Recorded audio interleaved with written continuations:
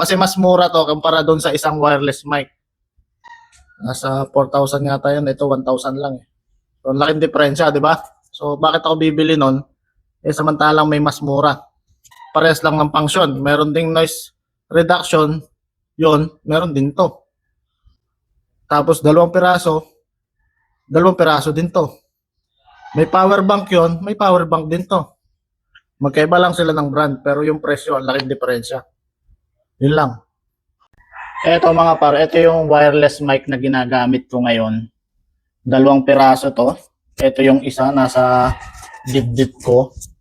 And meron siyang magnet. Ayun o. Ayun. I-clip mo lang siya na ganon. O kaya yan ay merong clip dito sa ilalim. So ito yung mic natin, ito yung function ng mic natin kapag naka noise reduction. Ito may magnet din. Meron din siyang kwintas. Kung gusto mo ay naka-kwintas. Pero since na may magnet naman na, hindi na ako nagkukwintas. So depende sa pangangailangan mo sa paggamit mo. Pwede mo siyang ipahiram sa isang tao at dalawa kayong content creator or nag-collab. Okay? So i-off ko muna to. Papakita ko sa inyo yung walang noise reduction kasi naka-on to eh. Off ko muna. Long press mo lang. Mawala na yung ilaw. So yan, naka-off na yan. Kagandahan pala dito, meron na siyang power bank. Ito, andun. Meron yung saksakan dun sa ilalim. Ito naman yung speaker niya. Yan yung speaker. Tapos ito yung charger, yun yung may dalawang bilog na yun na stainless sa gilid. Okay. Pwede mo rin siyang i-charge sa sa USB. Pero kapag sinalpak mo yan dito sa power bank, yung dalawang bilog lang na yun na magkokonekta kasi may pin yan dito sa ilalim. Ayun, yung dalawang pin, wala siyang USB doon na Pag sinalpak ko siya, nakatalikod na ganon, dapat yung speaker nasa taas. Ayun. Hindi ko alam kung mag-charge na to kasi bagong kuha pa lang eh. Hindi pa nag-consume na. Wala pa.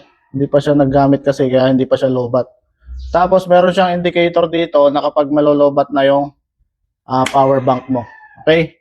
So pakita ko sa inyo yung function. Tatanggalin ko yung noise reduction. So tahimik ngayon.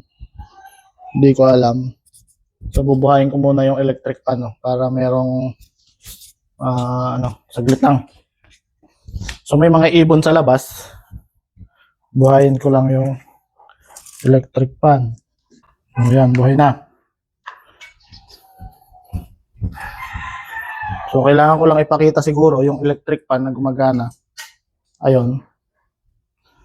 Katapos tanggalin natin yung noise reduction. Isang press lang, saglit lang, tanggalin ko dito. Sound check. So yan, nakaroon noise reduction kasi dalawa yung ilaw. Pag i-press natin, may button siya na maliit dito. Press natin, isa lang, mawawala yung noise reduction. So yan yung noise reduction. Maririnig mo siguro yung electric fan. Unlike kanina, no? Maririnig mo yung mga manok sa labas, yung mga ibon.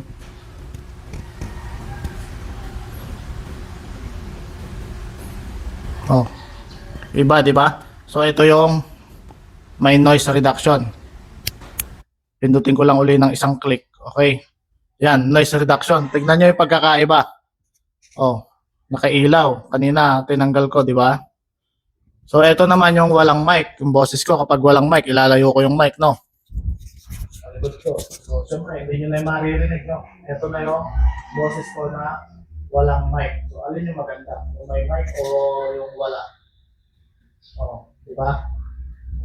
So, ngayon, no mic yan, no mic. Hindi ko alam kung maririnig mo, baka mahina.